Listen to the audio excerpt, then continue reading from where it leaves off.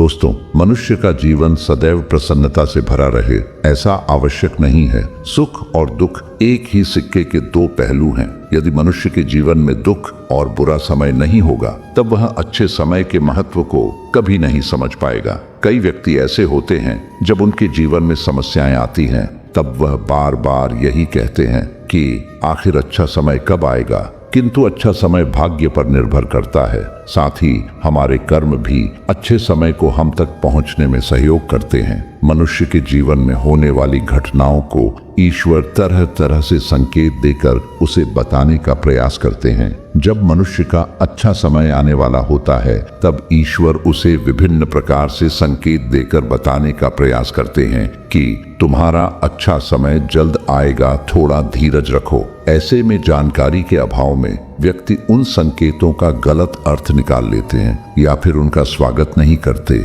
इस प्रकार जब परेशानियां उनका पीछा नहीं छोड़ती हैं तब वह निराश हो जाते हैं कि अच्छे समय आने की क्या संकेत होते हैं और किस प्रकार से इन संकेतों का स्वागत करना चाहिए। आइए कहानी की शुरुआत करते हैं। बहुत समय पहले की बात है। एक गांव में एक गरीब आदमी रहता था। वह आदमी अपने जीवन के दुखों से बहुत अधिक परेशान रहता था। जब कभी वह कोई काम करने जाता तो वह काम सफल होते होते रह जाता था। आखिरी क्षणों में असफलता ही उसके हाथ लगती थी। कभी वह स्वास्थ्य को लेकर परेशानी में रहता था तो कभी उसके परिवार में अकाल मृत्यु हो जाती थी। वह अपने जीवन के दुखों से तंग आ चुका था। एक दिन की बात है, वह अपने घर के दरवाजे पर बैठा बैठा सोच रहा था। तभी उसके दरवाजे पर चिड़ियों का झुंड आया। वह पहले से ही परेशान था। चिड़ियों को देखकर उसने उन्हें भगाना शुरू कर दिया। सभी चिड़िया उसके दरवाजे से दूर हो गई। उस व्यक्ति की यह विशेष आदत थी,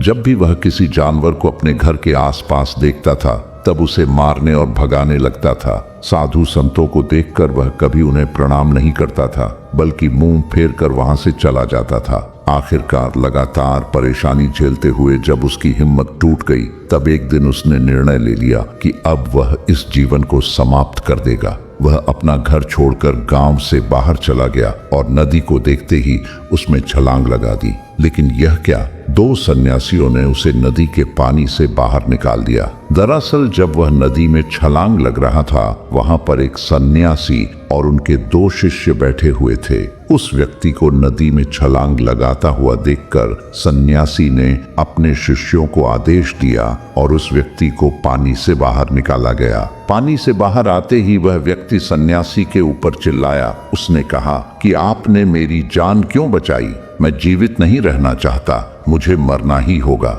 सन्यासी ने उसे समझाते हुए कहा कि यह जीवन बहुत मूल्यवान है, तुम इसे इस प्रकार क्यों व्यर्थ कर रहे हो? आखिरकार जब समय पूरा हो जाएगा तब तुम्हें यह धरती छोड़कर जाना ही है। उस व्यक्ति ने कहा कि मैं अपने जीवन की परेशानियों से तंग आ गया हूँ। मुझे समझ में नहीं आता है कि मेरा अच्छा समय कब शुरू होगा। मेरे जीवन में सब कुछ बुरा बुरा होता है। मैं लाख प्रयत्न करता हूँ फिर भी सफलता नहीं मिलती है। सन्यासी ने कहा कि मैं तुम्हारी सहायता करूंगा। तुम सबसे पहले आत्महत्या करने का विचार अपने दिमाग से निकाल दो, क्योंकि यह सबसे बड़ा पाप है। जो व्यक्ति आत्महत्या करते हैं उन्हें कभी मुक्ति नहीं मिलती है। तुम्हें क्या लगता है तुम आत्महत्या कर लोगे तो तुम्हारी परेशानी खत्म हो जाएगी? कभी नहीं, बल्कि आत्महत्या से तुम कायर सिद्ध होते हो। तब उस व्यक्ति ने कहा कि हे सन्यासी, आप बहुत ज्ञानी है, कृपया करके मुझे कोई मार्ग बताइए। मुझे यह बताइए कि मेरा अच्छा समय कब आएगा और इसके संकेत क्या क्या है। सन्यासी ने कहा कि मैं तुम्हारी सहायता अवश्य करूंगा, किंतु उससे पहले तुम्हें मेरे कार्य करने होंगे। मैं तुम्हें जैसा जैसा कहता हूँ तुम्हें मेरी बात माननी होगी। उस व्यक्ति ने कहा कि आप जो भी कहेंगे मुझे सब मान्य है। आप यह बताइए कि मेरे जीवन में अच्छा समय कब आएगा और इसके संकेत क्या है। सन्यासी ने कहा कि पहले मेरी बात सुन लो।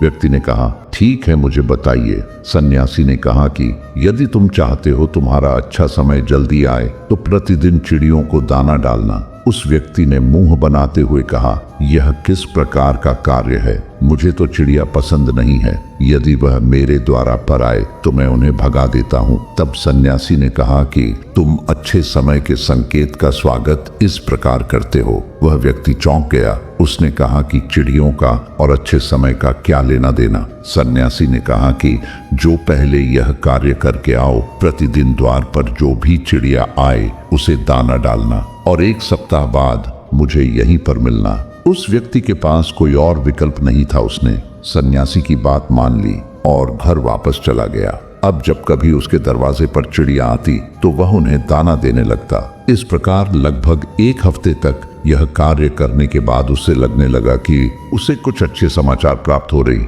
शायद अब उसका जीवन बदलने वाला है। 1 सप्ताह बाद जब वह सन्यासी से मिला, उसने कहा कि उसने चिड़ियों को दान देना शुरू किया। अब उसे कुछ अच्छे समाचार मिलने लगे। सन्यासी ने उसे व्यक्ति को समझाते हुए कहा कि कई बार व्यक्ति अपनी परेशानी और अपने गुस्से में अपने जीवन में आने वाले अच्छे संकेतों को स्वयं से दूर कर देते हैं। जीवन में कुछ ऐसी आकस्मिक बातें होती हैं जिनके प्रभाव से यह पता चलता है कि जीवन में अब अच्छा समय आने वाला है। उस व्यक्ति ने कहा कि अब आप मुझे बताइए कि अच्छे समय के क्या संकेत है। सन्यासी ने बताना शुरू किया। उन्होंने कहा कि पहला संकेत चिड़िया, गौरैया इत्यादि का द्वार पर आना। 1 सप्ताह तक चिड़ियों को दाना देने के बाद तुम्हें यह समझ में आ गया होगा कि उनका हमारे जीवन में कितना महत्व है।